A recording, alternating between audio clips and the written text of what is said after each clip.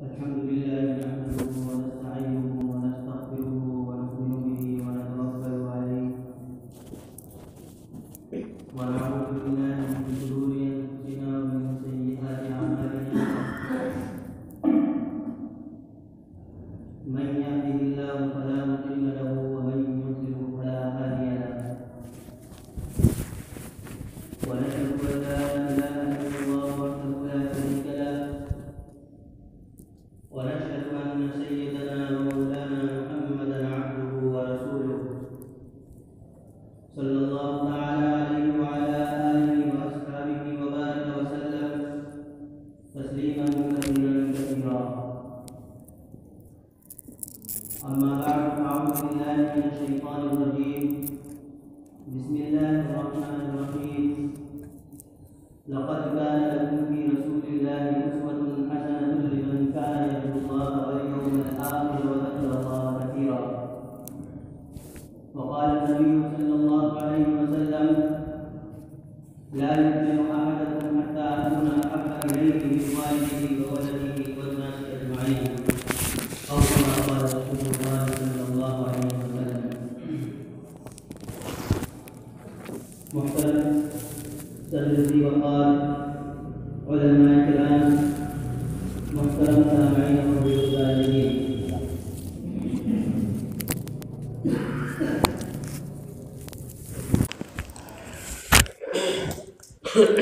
آج 12 ربیع الاول ہے اور نبی اکرم صلی اللہ علیہ وسلم کا ذکر مبارک یہ اتنی بڑی سعادت ہے کہ اس کے برابر کوئی اور سعادت نہیں ہو سکتی۔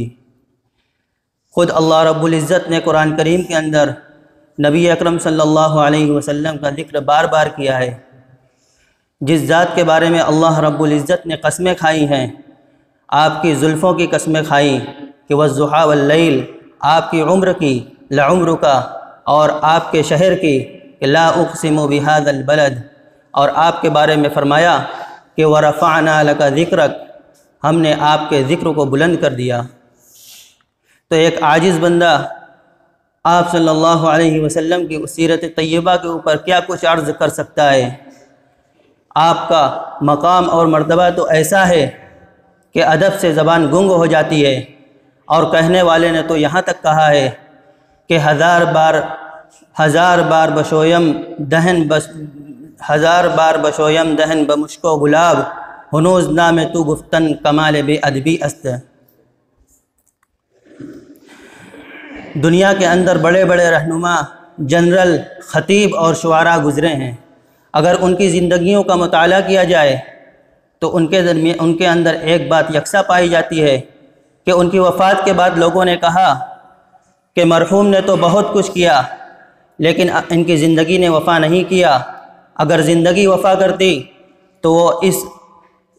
اس چیز کو عروج پر پہنچا دیتے۔ بڑے بڑے شعراء گزرے ہیں اور بڑے بڑے خطیب گزرے ہیں، ان کی وفات کے بعد لوگوں نے کہا کہ ان کی زندگی نے وفا نہیں کی۔ انہوں نے شعر تو بہت اچھے کہے، اگر کچھ دن اور رہتے تو اور اچھے شعر کہتے۔ اسی طرح بڑے بڑے جنرلوں کو دیکھا کہ ان کی وفات کے بعد لوگوں نے کہا کہ اگر وہ کچھ دن اور زندہ رہتے تو پوری دنیا کے فاتح بن جاتے۔ گویا کہ بڑے بڑے خطیب، رہنما اور جنرل کی زندگیوں کو دیکھا جائے تو وہ زندگیاں نامکمل نظر آتی ہیں،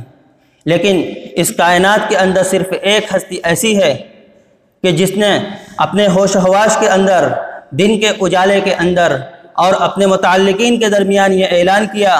کہ اے لوگو، میں دنیا کے اندر جس مقصد کے لیے بھیجا گیا تھا میں اس مقصد کو پورا کر چکا ہوں۔ لوگوں نے کہا کہ آپ نے سچ فرمایا۔ نبی اکرم صلی اللہ علیہ وسلم نے آسمان کی طرف اشارہ کر کے ارشاد فرمایا کہ اے اللہ تو گواہ رہنا۔ ایسی کمالات والی زندگی اللہ رب العزت نے نبی اکرم صلی اللہ علیہ وسلم کو عطا فرمائی تھی۔ دوسرے مذاہب کے اندر اگر دیکھا جائے تو وہ لوگ جن کو اپنا رہنما اور مقتدی مانتے ہیں، ان کی زندگیوں کا مطالعہ کیا جائے تو ان کی زندگیوں کے اندر کمیاں ملتی ہیں، نقائص ملتے ہیں۔ لیکن مسلمان جن کو اپنا رہنما اور مقتدی مانتا ہے، یعنی محمد صلی اللہ علیہ وسلم کو، آپ کی زندگی کا اگر مطالعہ کیا جائے تو آپ کی زندگی کے اندر کوئی کام ایسا نہیں ہے جس پر کہ انگلی رکھی جا سکے۔ یہ ایک ایسا مضبوط نقطہ ہے کہ بڑے سے بڑے دشمن بھی اس کے خلاف اس کے سامنے چپ چاپ ہو جاتے ہیں۔ بہرحال نبی اکرم صلی اللہ علیہ وسلم کی زندگی کا ہر ایک پہلو ایک عنوان ہے۔ کتابیں کی کتابیں بھرتی چلی جائیں گی، لیکن امت 1400 سال سے اپنے محبوب صلی اللہ علیہ وسلم کی سیرت طیبہ کو لکھ رہی ہے، لیکن آج تک کوئی یہ نہیں کہہ سکا کہ ہم نے جناب محمد رسول اللہ صلی اللہ علیہ وسلم کی سیرت طیبہ کو لکھنے کا حق ادا کر دیا، بلکہ یہی کہا کہ لا يمكن الثناء كما كان حقه بعد از خدا بزرگ تو ایک قصہ مختصر۔ نبی اکرم صلی اللہ علیہ وسلم کی سیرت طیبہ کی بہت ساری تفصیلات کتابوں کے اندر ملتی ہیں۔ آپ کے حلیہ مبارک کے بارے میں کتابوں کے اندر بہت ساری تفصیلات آئی ہیں۔ حضرت ابن مسلمہ ایک تابعی ہیں، ایک مرتبہ وہ ایک صحابی کے پاس بیٹھے ہوئے تھے اور انہوں نے ان سے کہا کہ مجھے نبی اکرم صلی اللہ علیہ وسلم کے حلیہ مبارک کے بارے میں بتلائیے۔ ان صحابی نے نبی اکرم صلی اللہ علیہ وسلم کے حلیہ مبارک کے بارے میں فرماتے ہوئے ارشاد فرمایا کہ آپ کی پیشانی مبارک اتنی بہت دل فریب تھی اور کشادہ تھی، اور آپ کا چہرہ مبارک اتنا کشادہ تھا کہ اس پر سرخی اور سفیدی دونوں تھی، اور آپ صلی اللہ علیہ وسلم کا سینہ مبارک بڑا کشادہ تھا، آپ کی بھویں مبارک بہت دل فریب تھی اور بہت زیب دیدہ تھی۔ اسی طرح آپ صلی اللہ علیہ وسلم کے دونوں مونڈھوں کے درمیان مہر نبوت تھی، اور آپ کی ہتھیلی پرگوشت تھی،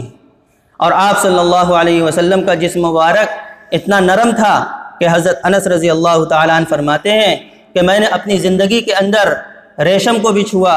اور اپنے محبوب صلی اللہ علیہ وسلم کے جسم مبارک کو بھی چھوا، تو میں اس نتیجے پر پہنچا کہ میرے محبوب صلی اللہ علیہ وسلم کا جسم مبارک یہ ریشم سے بھی زیادہ نرم تھا۔ فرماتے ہیں کہ جب نبی اکرم صلی اللہ علیہ وسلم اٹھتے تو ایسا محسوس ہوتا تھا کہ آپ چٹان کے پیچھے سے نکل آئے ہوں، اور جب آپ چلتے تھے تو ایسا محسوس ہوتا تھا کہ آپ اونچائی سے نیچے کی طرف چل رہے ہوں۔ نبی اکرم صلی اللہ علیہ وسلم خود فرمایا کرتے تھے کہ میرے بھائی یوسف علیہ السلام صبیح تھے اور میں ملیح ہوں۔ صباحت اس کو کہتے ہیں کہ چہرے کے اوپر سفیدی غالب ہو، اور ملاحت اس کو کہتے ہیں کہ چہرے کے اوپر ایسے نقش ہوں کہ دیکھنے والا جب صورت کو دیکھے تو اس کے دل کے اندر اثر کر جائے۔ تو میرے نبی صلی اللہ علیہ وسلم ملیح تھے، اور آپ کے حسن و جمال کی کیا کیا باتیں کی جائیں۔ بقول حضرت شیخ سعدی کہ بلغ العلا بکمالہ کشف الدجا بجمالہ حسنت جمیع خصالہ صلوا علیہ وآلہ۔ آپ کے لعاب دہن کے اندر اتنی تاثیر تھی کہ خیبر کے دن حضرت علی رضی اللہ تعالیٰ عنہ کی آنکھ دکھ رہی تھی، آپ نے اپنا لعاب دہن لگا دیا تو حضرت علی کی آنکھیں اچھی ہو گئی۔ آپ کے پسینے مبارک کے اندر اتنی خوشبو رہتی تھی کہ صحابہ کرام فرماتے ہیں کہ جب کبھی نبی اکرم صلی اللہ علیہ وسلم کو تلاش کرنے کی نوبت آتی تو ہم لوگ راستے کی خوشبو سے یہ اندازہ لگا لیا کرتے تھے کہ نبی اکرم صلی اللہ علیہ وسلم اس راستے سے گزرے ہوں گے۔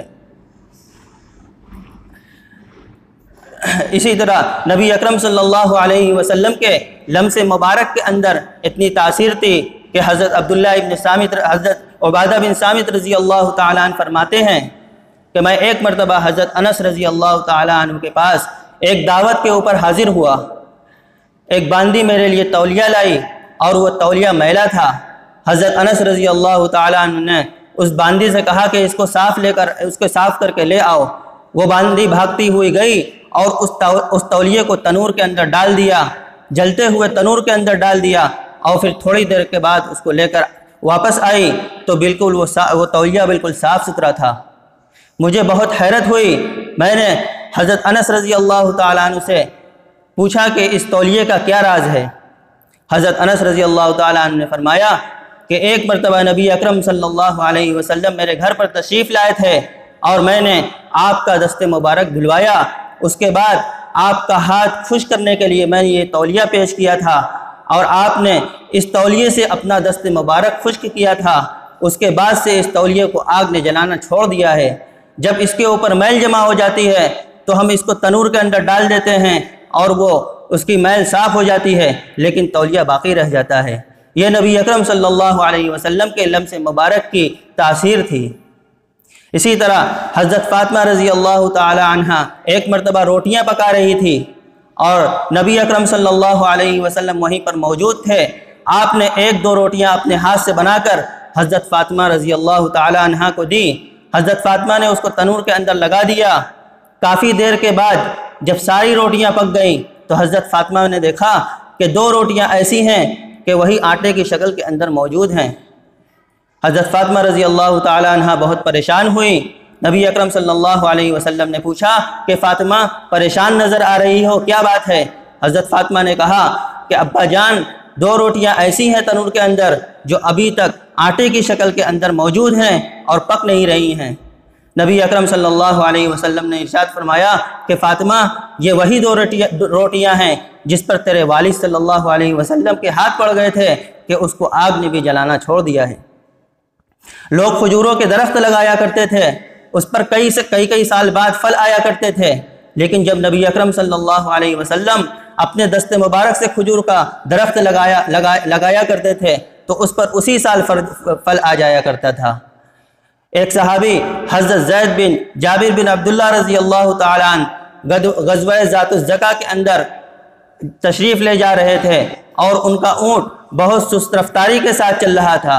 نبی اکرم صلی اللہ علیہ وسلم نے دیکھا تو آپ نے اپنا عصا مبارک ان کے اونٹ کے اوپر لگا دیا۔ ان کا اونٹ اتنی تیز رفتاری کے ساتھ اور برق رفتاری کے ساتھ چلنے لگا کہ بعض مرتبہ دوسری سواریوں کو بھی پیچھے چھوڑ دیا کرتا تھا۔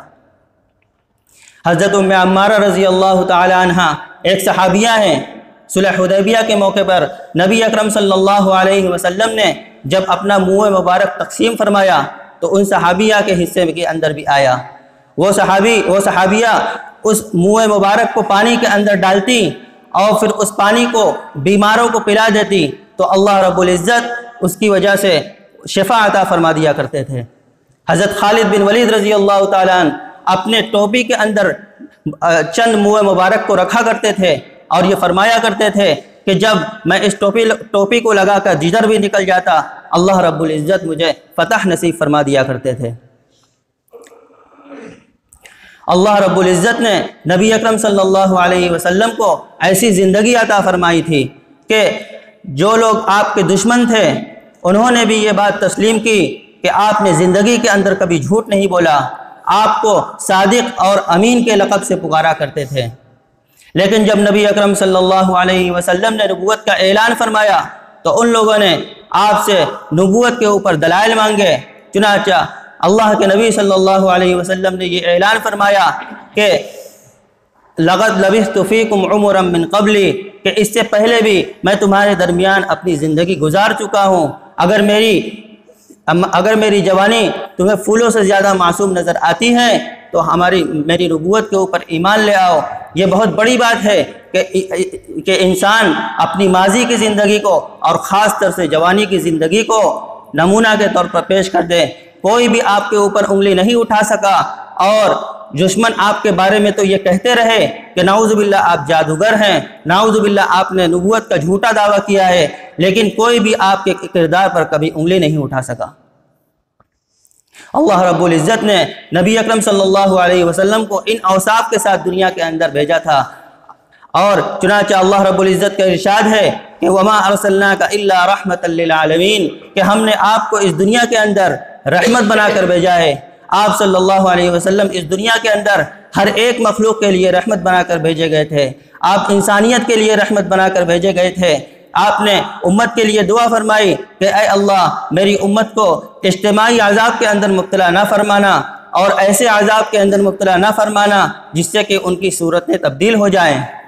یہ محمد صلی اللہ علیہ وسلم کی دعاؤں کا صدقہ ہے کہ آج ہم اپنی اصل شکلوں کے اوپر باقی ہیں اور ہم اجتماعی عذاب کے اندر مبتلا نہیں ہیں، ورنہ اگر پہلی امتوں کو دیکھا جائے تو ان اعمال کے اوپر ان کی شکلوں کو تبدیل کر دیا گیا، ان کو اجتماعی عذاب کے اندر مبتلا کر دیا گیا۔ اسی طرح نبی اکرم صلی اللہ علیہ وسلم اس دنیا کے اندر جانوروں کے لیے بھی رحمت بنا کر بھیجے گئے تھے۔ ایک مرتبہ آپ ایک باغ کے اندر تشریف فرما تھے، ایک اونٹ بلبلاتا ہوا آپ کے قدموں کے اندر آ کر گر پڑا۔ آپ نے اس اونٹ کے مالک کو بلایا اور اس سے کہا کہ یہ تمہارا شکوہ کر رہا ہے، تم اس کے ساتھ ذرا نرم برتاؤ کیا کرو، اور یہ شکوہ کر رہا ہے کہ تم چارہ کم دیتے ہو اور کام اس سے زیادہ لیتے ہو۔ یہ نبی اکرم صلی اللہ علیہ وسلم کی شان تھی کہ جانور بھی آپ کی خدمت کے اندر آ کر اپنی شکایتیں اور تکلیفیں کہا کرتے تھے۔ اسی طرح نبی اکرم صلی اللہ علیہ وسلم اس دنیا کے اندر عورتوں کے لیے بھی رحمت بنا کر بھیجے گئے تھے۔ جب آپ صلی اللہ علیہ وسلم کے اس دنیا سے تشریف لانے سے پہلے معاشرے کے اندر عورتوں کی کیا وقع تھی، کیا عزت تھی؟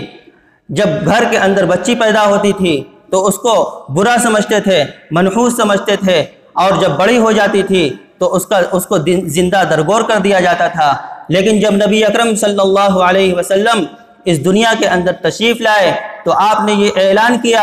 کہ جس شخص کی 2 بچیاں ہوں گی وہ جنت میں، یہاں تک کہ وہ ان کی پرورش کر دے اور ان کا نکاح کر دے،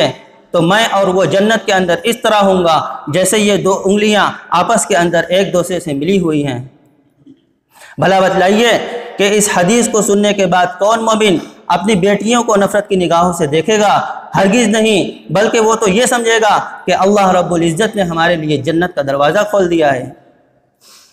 اسی طرح نبی اکرم صلی اللہ علیہ وسلم اس دنیا کے اندر مزدوروں کے لیے بھی رحمت بنا کر بھیجے گئے تھے۔ ایک مرتبہ ایک صحابی نے نبی اکرم صلی اللہ علیہ وسلم سے مصافحہ کیا۔ آپ نے محسوس کیا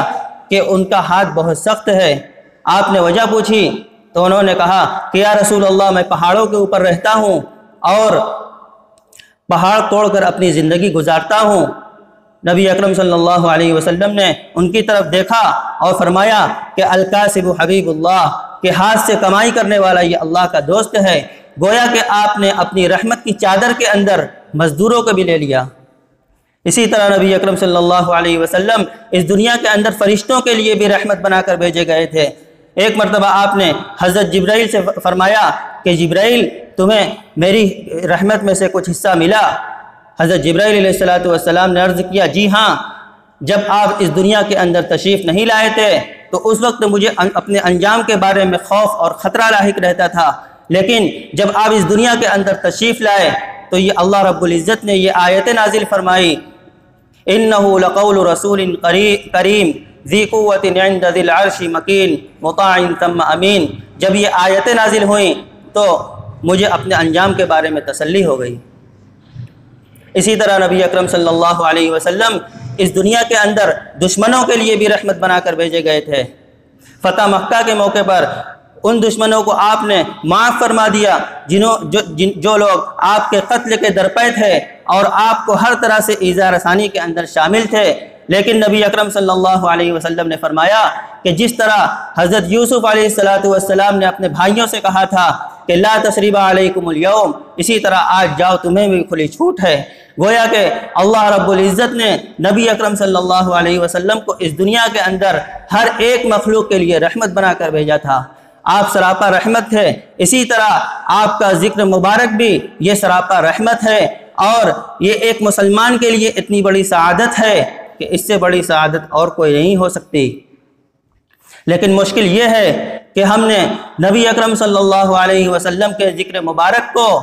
12 ربیع الاول کے ساتھ مخصوص کر لیا ہے، اور یہ کہا جاتا ہے کہ چونکہ 12 ربیع الاول یہ نبی اکرم صلی اللہ علیہ وسلم کی یوم ولادت ہے، اس لیے آپ کی یوم ولادت کا جشن منایا جائے گا، آپ کی سیرت کے اوپر بیان ہوگا۔ لیکن یہ سب کچھ کرتے ہوئے ہم یہ بات بھول جاتے ہیں کہ جس ذات اقدس کی سیرت کے اوپر بیان ہو رہا ہے اور جس ذات اقدس کی یوم ولادت کا جشن منایا جا رہا ہے، اس ذات اقدس کی تعلیم کیا ہے؟ اس ذات اقدس کی تعلیم کے اندر جشن کا کوئی تصور موجود ہے یا نہیں؟ اس کے اندر کسی مسلمان کو ہرگز بھی شبہ نہیں ہو سکتا کہ نبی اکرم صلی اللہ علیہ وسلم کا اس دنیا کے اندر تشریف لانا یہ اتنا عظیم واقعہ ہے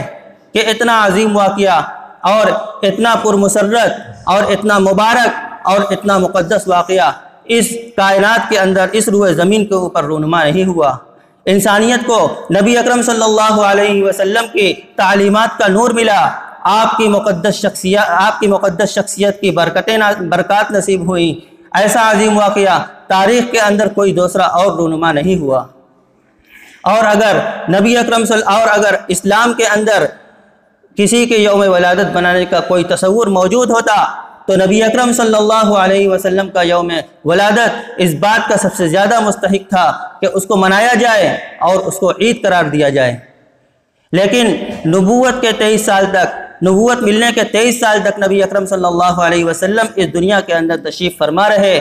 اور ہر سال 12 ربیع الاول کا دن آتا تھا، اور نہ صرف یہ کہ 12 ربیع الاول کو نبی اکرم صلی اللہ علیہ وسلم نے یوم ولادت نہیں منایا، بلکہ آپ کے صحابہ کرام میں سے کسی کے حاشیے خیال کے اندر بھی یہ بات نہیں آئی کہ چونکہ 12 ربیع الاول یہ نبی اکرم صلی اللہ علیہ وسلم کی یوم ولادت کا دن ہے، اس لیے اس کو کسی خاص طریقے سے منانا چاہیے۔ اس کے بعد سرکار دو عالم صلی اللہ علیہ وسلم اس دنیا سے تشریف لے گئے، اور تقریباً 1.25 لاکھ صحابہ کرام کو اس دنیا کے اندر چھوڑ گئے، اور وہ صحابہ کرام ایسے تھے کہ وہ نبی اکرم صلی اللہ علیہ وسلم کی ایک سانس کے اوپر اپنی پوری زندگی نچھاور کرنے کے لیے تیار تھے۔ آپ کے جانثار تھے، آپ کے فداکار تھے، آپ پر عاشقزار تھے، لیکن کوئی ایک صحابی بھی ایسا نہیں ملے گا جس نے اہتمام کے ساتھ یہ دن منایا ہو۔ صحابہ کرام نے ایسا کیوں کیا؟ اس لیے کہ اسلام یہ رسموں کا دین نہیں ہے، جیسا کہ دوسرے مذاہب کے اندر ہے کہ چند رسومات کو ادا کر لیا، اب چھٹی ہو گئی، بس اسی کا نام دین ہے۔ لیکن یہ اسلام یہ عمل کا دین ہے، یہ پیدائش سے لے کر مرنے تک اللہ رب العزت کے احکام کے اوپر عمل کرنے کا نام دین ہے، اور نبی اکرم صلی اللہ علیہ وسلم کی سنت کی اتباع کا نام دین ہے۔ جشن کا جو تصور ہمارے یہاں آیا ہے یہ عیسائیوں کے یہاں سے آیا ہے۔ عیسائی لوگ 25 دسمبر کو کرسمس کے نام سے حضرت عیسیٰ علیہ السلام کا یوم پیدائش مناتے ہیں۔ تاریخ اٹھا کر اگر آپ دیکھیں گے تو یہ معلوم ہوگا کہ حضرت عیسیٰ علیہ السلام کے اس آسمان پر اٹھائے جانے کے تقریباً 300 سال تک ان کے یہاں بھی حضرت عیسیٰ علیہ السلام کے یوم پیدائش منانے کا کوئی تصور موجود نہیں تھا۔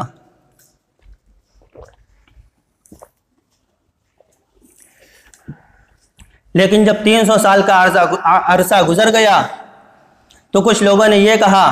کہ ہم حضرت عیسیٰ علیہ السلام کا یوم پیدائش منائیں گے۔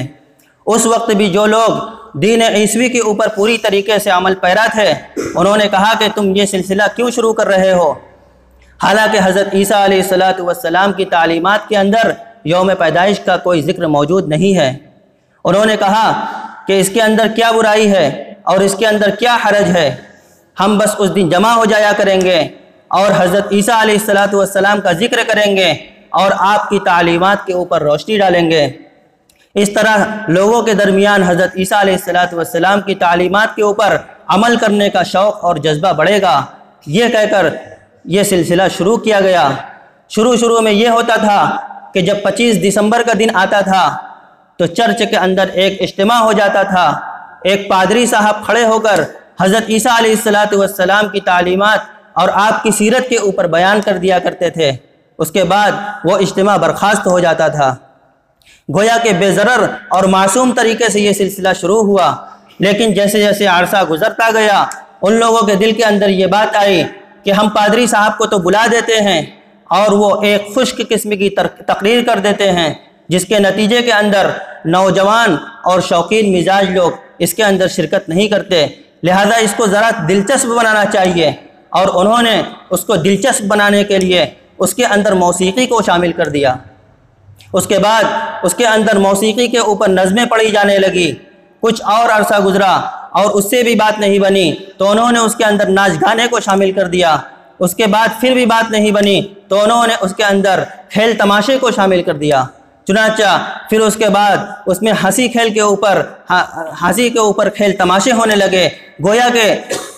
کرسمس جو حضرت عیسیٰ علیہ السلام کی تعلیمات کو یاد کرنے کے نام پر شروع کیا گیا تھا، وہ ایک عام جشن کی طرح ایک جشن بن گیا۔ اس کا نتیجہ یہ ہوا کہ ناچ گانا اس کے اندر، موسیقی اس کے اندر اور دنیا بھر کی خرافات اس کے اندر، گویا کہ کرسمس وہ اب جو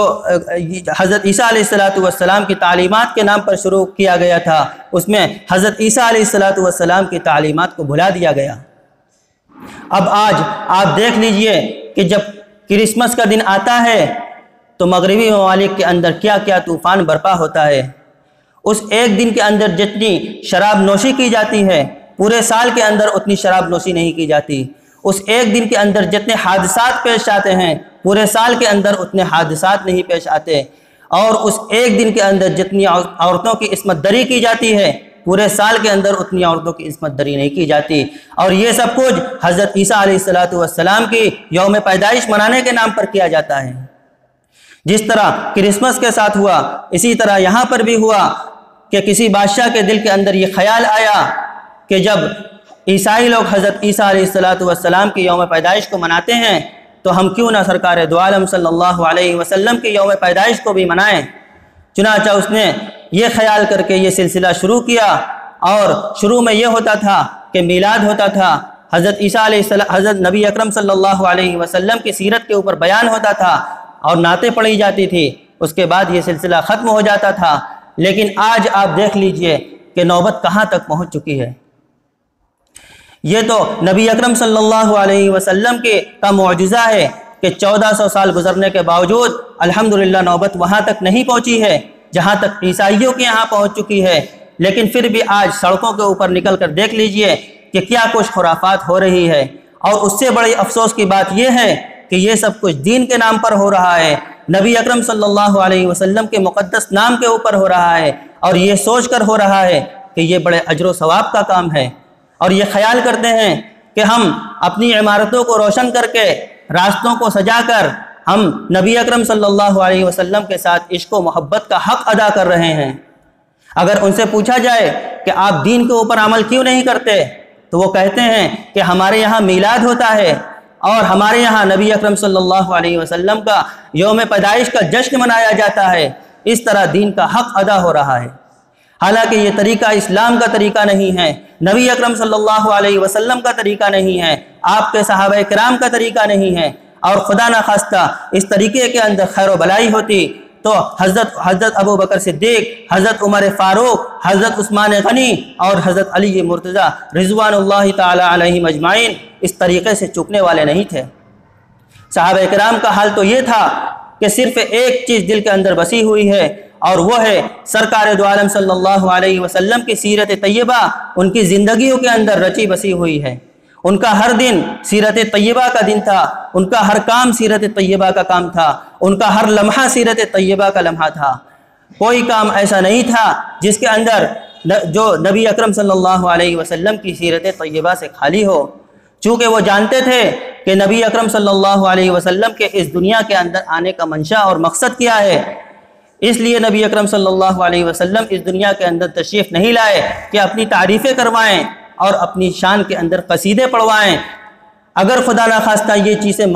چیزیں مقصود ہوتی تو جس وقت تو کفار مکہ نے آپ کو یہ پیشکش کی تھی کہ اگر آپ سردار بننا چاہیں تو ہم آپ کو سردار بنانے کے لیے تیار ہیں، اگر آپ مال و دولت کے طلبگار ہیں تو آپ کی قدموں کے اندر مال و دولت کا ڈھیر رکھ کر لانے کے لیے ہم تیار ہیں، اور اگر آپ حسن و جمال کے طلبگار ہیں تو عرب کا منتخب حسن و جمال آپ کی خدمت میں نظر کرنے کے لیے ہم تیار ہیں۔ لیکن نبی اکرم صلی اللہ علیہ وسلم نے اس موقع کو اوپر یہ ارشاد فرمایا کہ اگر تم میرے ایک ہاتھ کے اندر سورج اور ایک ہاتھ کے اندر چاند لا کر رکھ دو گے تب بھی میں اپنی تعلیمات سے ہٹنے والا نہیں ہوں۔ یہ نبی اکرم صلی اللہ علیہ وسلم کے اس دنیا کے اندر آنے کا مقصد تھا، اور قرآن کریم نے بھی اس مقصد اور منشا کو واضح کر دیا اور ارشاد فرمایا کہ لَقَدْ كَانَ لَكُمْ فِي رَسُولِ اللَّهِ أُسْوَةٌ حَسَنَةٌ لِمَنْ كَانَ يَرْجُو اللَّهَ وَالْيَوْمَ الْآخِرَ وَذَكَرَ اللَّهَ كَثِيرًا، کہ ہم نے نبی اکرم صلی اللہ علیہ وسلم کو اس دنیا کے اندر تمہارے لیے ایک بہترین نمونہ بنا کر بھیجا ہے تاکہ تم ان کی نقل اتارو، اور اس شخص کے لیے بھیجا ہے جو اللہ پر ایمان رکھے، یوم آخرت کے اوپر ایمان رکھے اور اللہ رب العزت کا ذکر کثرت کے ساتھ کرے۔ اب یہاں پر ایک سوال یہ پیدا ہوتا ہے کہ نمونہ بھیجنے کی کیا ضرورت تھی؟ اللہ رب العزت نے تو کتاب نازل فرما دی تھی، ہم اس کو پڑھ کر اس پر عمل کر لیتے۔ بات دراصل یہ ہے کہ اللہ رب العزت نے انسان کی فطرت اور اس کی جبلت کے اندر یہ بات رکھی ہے کہ کوئی کتاب اس کی اصلاح کے لیے کوئی علم اور فن اس کو سکھانے کے لیے کافی نہیں ہے جب تک کہ کسی مربی کے عملی نمونہ اس کے سامنے موجود نہ ہو۔ جب تک وہ نمونہ موجود نہیں ہوگا اس وقت تک انسان کوئی علم، کوئی فن اور کوئی ہنر سیکھ نہیں سکتا۔ یہ بات اللہ رب العزت نے انسان کی فطرت کے اندر رکھی ہے۔ اگر کوئی شخص یہ سوچے کہ میڈیکل سائنس کے اوپر بہت ساری کتابیں لکھی ہوئی ہیں، میں ان کتابوں کو پڑھ کر لوگوں کا علاج شروع کر دوں، وہ پڑھنا بھی جانتا ہے، ذہین بھی ہے اور سمجھدار بھی ہے، لیکن اگر وہ ان کتابوں کو پڑھ کر دوسروں کا علاج شروع کر دے تو وہ سوائے قبرستان آباد کرنے کے کوئی اور دوسری خدمت انجام نہیں دے سکتا۔ اسی طریقے سے بازاروں کے اندر کھانا پکانے کی کتابیں لکھی رہتی ہیں۔ اب اگر کوئی شخص جس نے کبھی زندگی کے اندر کھانا نہیں بنایا ان کتابوں کو سامنے رکھ کر اس کے مطابق کھانا بنانا شروع کرے تو خدا جانے وہ کیا چیز پکائے گا۔ لیکن اگر یہی کام وہ کسی مربی اور کسی استاد کی نگرانی کے اندر کرے تو یقیناً وہ کام یہ صحیح طریقے سے کرے گا اور صحیح چیز پکائے گا۔ معلوم ہوا کہ اللہ رب العزت نے انسان کی فطرت کے اندر یہ بات رکھی ہے کہ جب تک کسی مربی کا عملی نمونہ اس کے سامنے موجود نہیں ہوگا اس وقت تک وہ صحیح راستے پر اور صحیح طریقے پر نہیں آ سکتا۔ اسی لیے اللہ رب العزت نے انبیاء کرام علیہ السلام کا جو سلسلہ جاری فرمایا تھا وہ اسی مقصد کے لیے تھا کہ ہم نے کتاب تو اتار دی لیکن وہ کتاب تمہاری رہنمائی کے لیے کافی نہیں ہوگی جب تک کہ تمہارے سامنے اس کتاب پر عمل کرنے کے لیے کوئی عملی نمونہ موجود نہ ہو۔ اسی مقصد سے اللہ رب العزت نے نبی اکرم صلی اللہ علیہ وسلم کو اس دنیا کے اندر بھیجا تھا۔ قرآن کریم میں ایک اور جگہ اللہ رب العزت نے کیا خوبصورت جملہ ارشاد فرمایا ہے کہ قد جاءکم من اللہ نور و کتاب مبین، کہ ہم نے اللہ رب العزت کی طرف سے تمہارے پاس ایک کھلی ہوئی کتاب یعنی قرآن آیا ہے اور اس کے ساتھ ایک نور آیا ہے۔ اس سے اس بات کی طرف اشارہ فرما دیا گیا کہ کتاب تو موجود ہے اور اس کے اندر سب کچھ لکھا ہوا ہے لیکن روشنی نہیں ہے، نہ دن کی روشنی ہے، نہ سورج کی روشنی، نہ چاند کی روشنی، نہ چراغ کی روشنی، بلکہ اندھیرا ہے، تو اس کتاب سے خاطر خواہ فائدہ نہیں، اس کتاب سے فائدہ نہیں اٹھایا جا سکتا۔ اسی طرح اگر روشنی تو موجود ہے، سورج کی روشنی ہے، بجلی کی روشنی ہے، لیکن آنکھ کی روشنی موجود نہیں ہے تو بھی اس کتاب سے خاطر خواہ فائدہ نہیں اٹھایا جا سکتا۔ لہذا جس طرح روشنی کے بغیر کتاب سے فائدہ نہیں اٹھایا جا سکتا، اسی طریقے سے اللہ رب العزت نے قرآن کریم کے ساتھ نبی اکرم صلی اللہ علیہ وسلم کی تعلیمات کا نور بھیجا ہے۔ جب تک تمہارے پاس نبی اکرم صلی اللہ علیہ وسلم کی تعلیمات کا نور نہیں ہوگا اس وقت تک تم قرآن کو سمجھ نہیں پاؤ گے اور اس پر اچھی طریقے سے عمل نہیں کر پاؤ گے۔ اسی مقصد کے لیے اللہ رب العزت نے نبی اکرم صلی اللہ علیہ وسلم کو اس دنیا کے اندر مبعوث فرمایا ہے۔ اگر تم باپ ہو تو یہ دیکھو کہ فاطمہ کے باپ صلی اللہ علیہ وسلم کیا کرتے تھے، اگر تم شوہر تو یہ دیکھو کہ حضرت عائشہ اور حضرت خدیجہ رضی اللہ تعالی عنہما کے شوہر صلی اللہ علیہ وسلم کیا کرتے تھے، اگر تم حاکم ہو تو یہ دیکھو کہ مدینہ کے حاکم صلی اللہ علیہ وسلم کس طریقے سے حکومت کرتے تھے، اگر تم مزدور ہو تو یہ دیکھو کہ مکہ کی پہاڑیوں کے اوپر بکریاں چرانے والے مزدور صلی اللہ علیہ وسلم کیا کرتے تھے، اگر تم تاجر ہو تو یہ دیکھو کہ شام کی تجارت کرنے والے محمد صلی اللہ علیہ وسلم کس طریقے سے تجارت کیا کرتے تھے۔ غرض یہ کہ زندگی کا کوئی ایسا شعبہ نہیں ہے جس کے اندر نبی اکرم صلی اللہ علیہ وسلم کی تعلیمات کا نور ہماری رہنمائی کے لیے موجود نہیں ہے۔ اسی مقصد کے اللہ رب العزت نے نبی اکرم صلی اللہ علیہ وسلم کو بھیجا اور اس لیے بھیجا کہ آپ کی ایسی اتباع کی جائے جیسی اتباع صحابہ کرام رضوان اللہ تعالی علیہم اجمعین نے کر کے دکھائی۔ اللہ رب العزت ہمیں بھی اور آپ کو بھی نبی اکرم صلی اللہ علیہ وسلم کی تعلیمات کے اوپر پوری طریقے سے عمل پیرا ہونے کی توفیق عطا فرمائے۔ وآخر دعوانا ان الحمد للہ رب العالمین۔